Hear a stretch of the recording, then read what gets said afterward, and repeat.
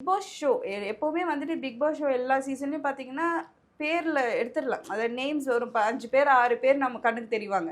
5, 6 பேர் ஒரு 7 பேர் நம்ம கண்ணுக்கு தெரிவாங்க. ஏதாவது பண்ணுவாங்க. இங்கே எப்படின்னா இந்த சீசனில் 2, 3 பேர் மட்டும்தான் இருக்காங்க. மற்ற யாருமே தெரியல. ஸோ இந்த 2 பேருன்றது வந்து என்ன ஆச்சுன்னா கம்ப்ளீட்டாக பிக் பாஸ் ஷோவை ரிவர்ஸ் பண்ணி அதையே வந்து கண்டென்ட் ஆக்கிட்டாங்க. எது செய்யணுமோ அதை செய்யாமல் செய்யக்கூடாததை செய்கிறதே வந்து இட் பிகம் திங். ஆனால் பிக் பாஸை பொறுத்த வரைக்கும் கிட்ஸ் பார்க்கக்கூடாது. Any Bigg Boss for that matter. இந்த சீசன் இல்லை, எனி சீசன் பிக் பாஸ் அவங்க பார்க்குறது இட்ஸ் நாட் அட்வைசபிள்.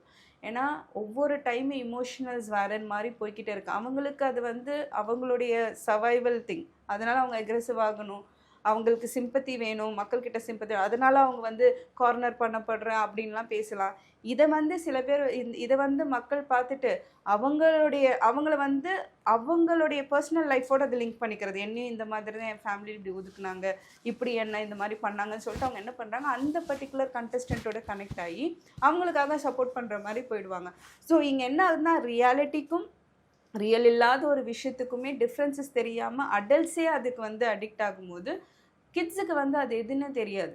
ஸோ அவங்க வந்து அதை இமிட்டேட் பண்ணுறதோ இல்லை அது மாதிரி இவங்க மற்றவங்களை ட்ரீட் பண்ணுற மாதிரியான விஷயம், டேஞ்சரஸான ஒரு விஷயம் வந்து இருக்குது. ஸோ அதனால் கிட்ஸ் பார்க்குறத அவாய்ட் பண்ணும். அண்டு இந்த சீசனில் இவங்க 2 பேர் பண்ணுறதுன்றது கம்ப்ளீட்லி நம்மளோட வியூவர்ஸ் பார்க்குறாங்க, ஒரு சோஷியல் ரெஸ்பான்சிபிலிட்டி இல்லாமல் நடந்துக்கிறாங்கன்றது தான் இதில் பெரிய ஒரு இது.